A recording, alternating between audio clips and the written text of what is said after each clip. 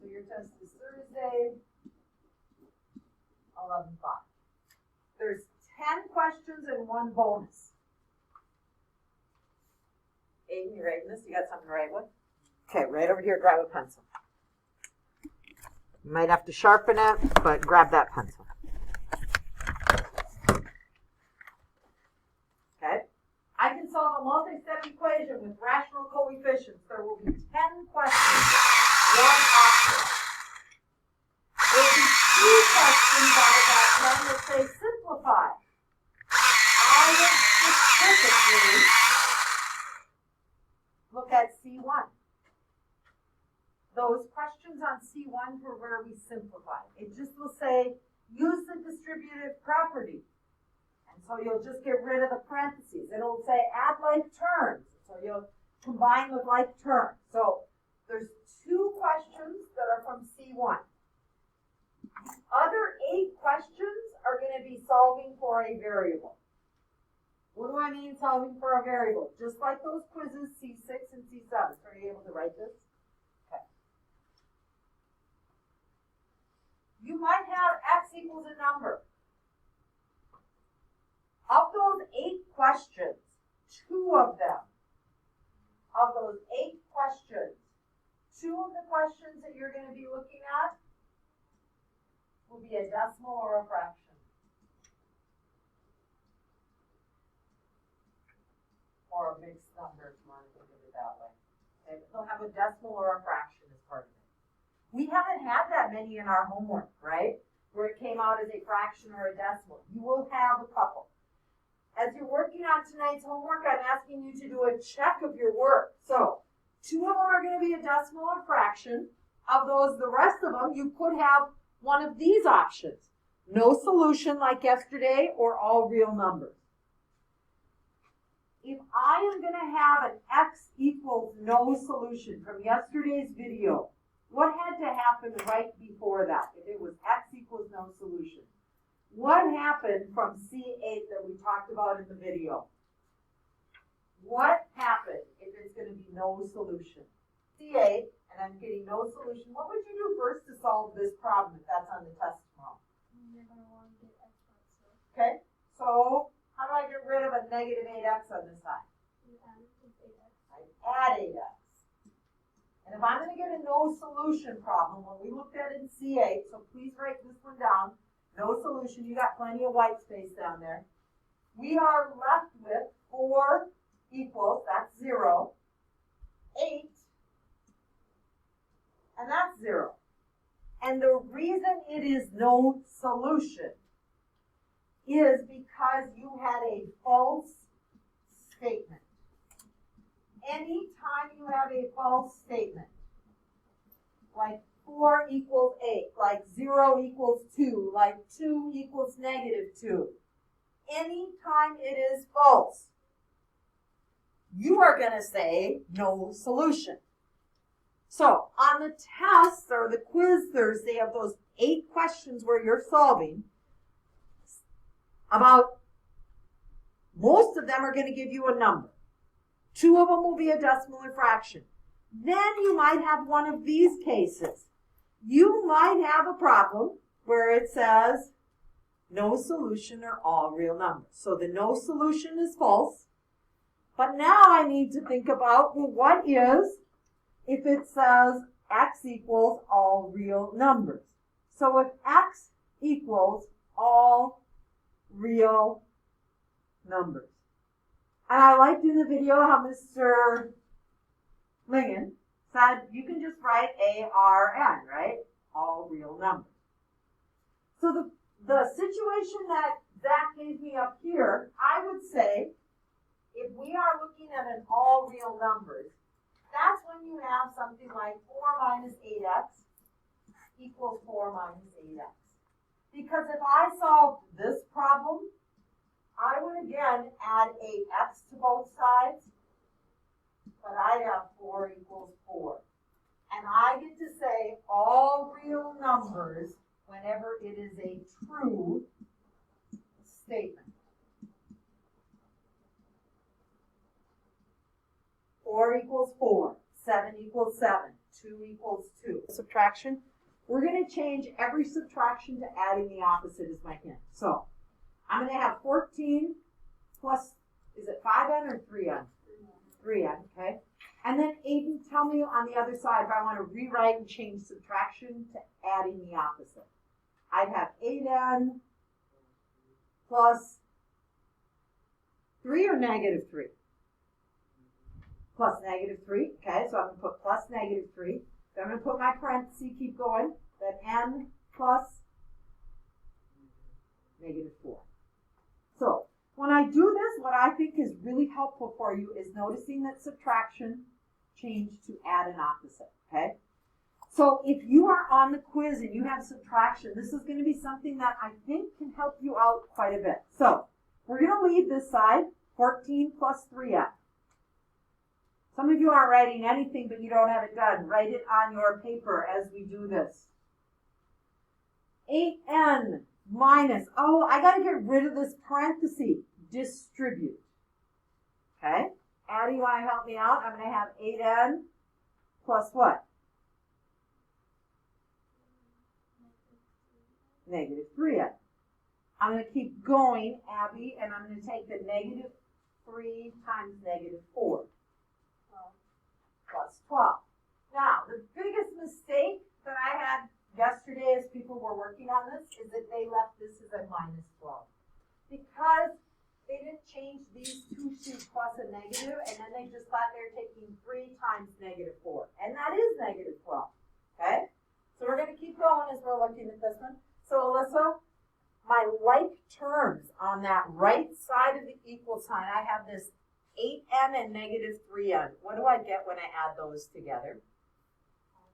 Okay, so I have 14 plus 3n equals 5n plus 12. As I'm looking at that, Jack, I need to do what next?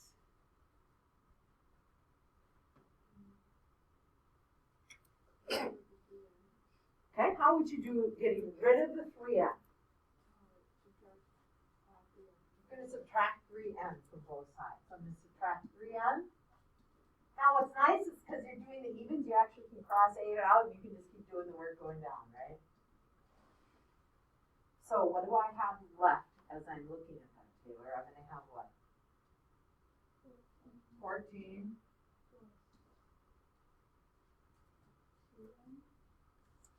14 plus 2n, okay?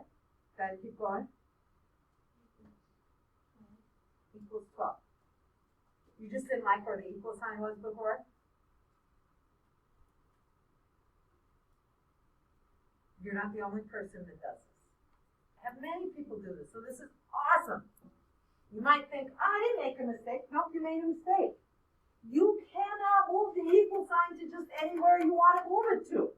So, thank you so much, because it is supposed to be, right? And so this is why when you saw Mrs. Lee do that video, she draw that line. So that everywhere where that line is, that's always going to be my equal sign. So here was the equal. Oh, keep the equal here. And this is a plus, because that, Taylor, would have changed your answer. And then you might have gotten that fraction or decimal, or you might have gotten a nice whole number, and you might have thought, yay, I got it right, right? So, thank you. So now that I have it written this way, what am I going to do? As I'm looking at that one. Go for it, tell me. What am I going to do? I need to get 2n by itself. Not yet. And I'm trying to find what 1n equals. Then divide the 2n by 2. By 2. And then take the 2 as well, and that crosses them both out, N equals 1. Now you're on the quiz. We're recommending a check that you take a look at these. I kind of want to go through and I'm going to do a check on one of those other assignments. But all you are doing is replacing this n in all of these spots. So take your calculator out. You might not even need your calculator for this first one because it's 1. So if I do 14 plus 3 times 1, that is going to leave me with 14 plus 3, which is 17, okay? I gotta see on the quiz Thursday if I get the 17 on this side. So right above this problem, please write 8 times 1 minus 3 times 1 minus 4. In this parenthesis, you're not writing this, don't think you should, even though I said we should write this. This would be good, I know. It's a lot of writing today for you. 1 minus 4 gives us what? Negative 3.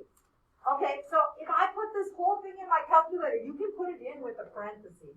So put this whole thing in your calculator.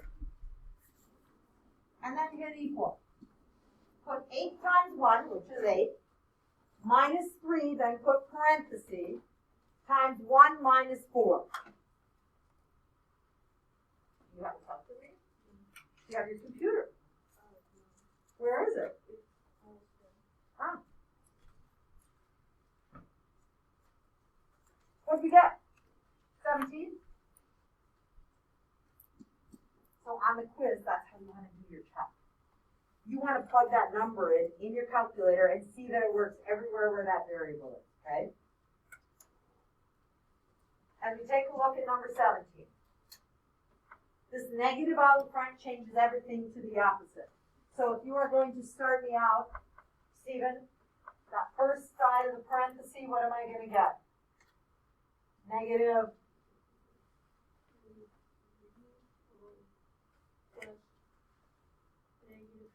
Plus negative 4. I like that you kept it plus a negative. On the other side, we have a 6z. And now we are going to, again, we have this negative 3. I might change that to plus a negative 3. And I'm taking negative 3 times that 3z. As I do that, Zach, what am I going to end up with?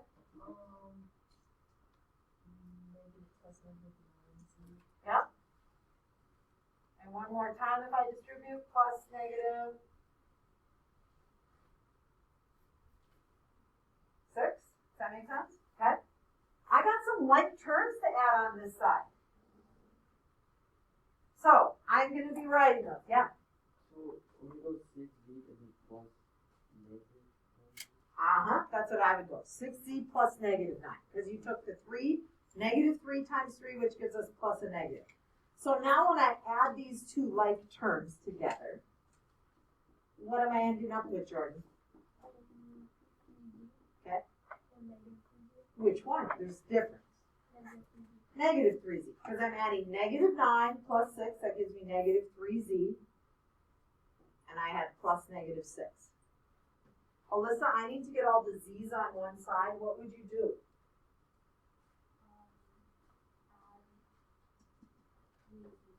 And 3z. And I get negative 4 equals what, Aiden? Negative 6. True or false? False. That's not a true statement. You cannot tell me false. Our answer is z equals no solution. I had some people get to this point and they add like 4 to both sides or 6. I just want to show you that if you do negative 3z plus negative 4 equals negative 3z plus negative 6. So say you add 6 to both sides. And you get negative 3z plus 2 equals negative 3z. And now you go, oh, well, I'm going to get all the z's on one side. So you add 3z. You're still going to get a false statement. You're going to get 0 plus 2 equals, this is still 0. Still false, still no solution. Okay? Does it matter which way? No. There's many ways of solving these. Okay? So as you are taking a look, work on this. This is going to be kind of like your ticket getting ready for the quiz. And especially if you think, oh, God, I don't get this. You want to make sure you've done at least 6 or at least 9 of those. The next page, please turn to page 50. On page 50, it says, do 7, 2 7. I would really like to, right now, do one of the fraction ones, either 3, 4, or 8 with you. and then leave you to do the rest.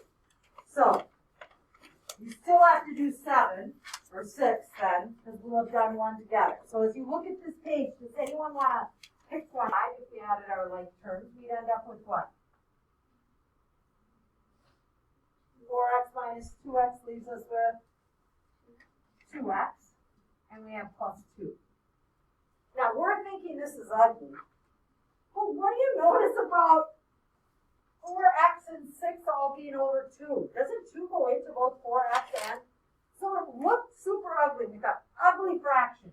Whereas this one, it doesn't.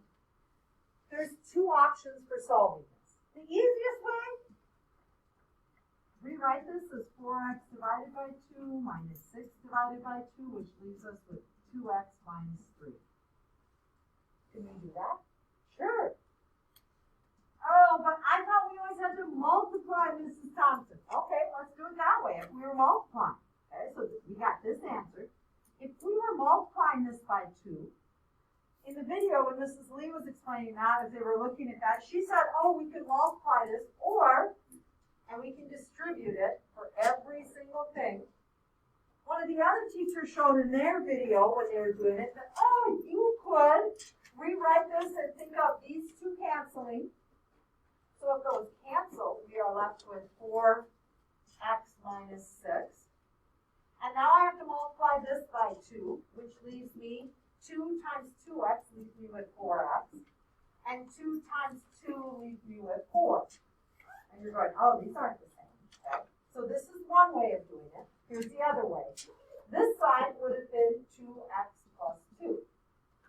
Well, when you subtract 2x from both sides, we get negative 3 equals 2. If I was doing this problem where I subtract 4x from both sides, I get negative 6 equals 4. They're both false statements, right? Doesn't matter which false. No, they're both false. What's my answer? If it would have came out to be 4 equals 4, then we'd say all real numbers. Okay? Questions as you are looking.